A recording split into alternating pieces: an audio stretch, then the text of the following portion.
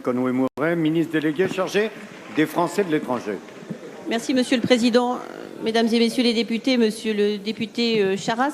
Je vous remercie pour votre question qui me permet de faire le point en effet sur la situation politique et sécuritaire en République centrafricaine.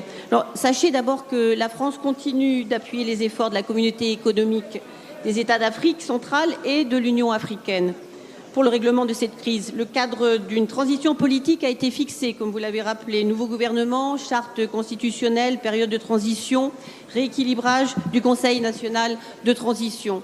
Lors du sommet de N'Djamena, il a été décidé de quadrupler les forces actuellement déployées par la MICOPAX, portant les troupes sur place de 500 à 2000 hommes. J'ai reçu, comme vous, je l'imagine, Monsieur le député, des témoignages inquiétants de nos compatriotes qui sont touchés directement par le climat d'insécurité qui règne encore aujourd'hui, malheureusement, à Bangui. Mais je rappelle qu'immédiatement, après l'entrée de la Séléka dans Bangui, 2 compagnies de militaires français ont rejoint la capitale pour assurer la sécurisation de notre communauté.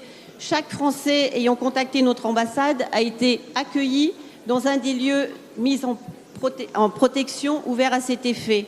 Ceux qui ont souhaité quitter le pays ont été escortés par nos forces armées jusqu'à l'aéroport. Mi-avril, j'ai aussi fait adapter notre dispositif pour permettre, entre autres, de faciliter le retour des Français en France. Mais il reste aujourd'hui seulement 750 ressortissants sur les 1200 inscrits. Voyez bien, Monsieur le député, que je veille à ce que la sécurité de nos compatriotes résidant hors de France soit bien assurée. Merci, Madame. La parole est à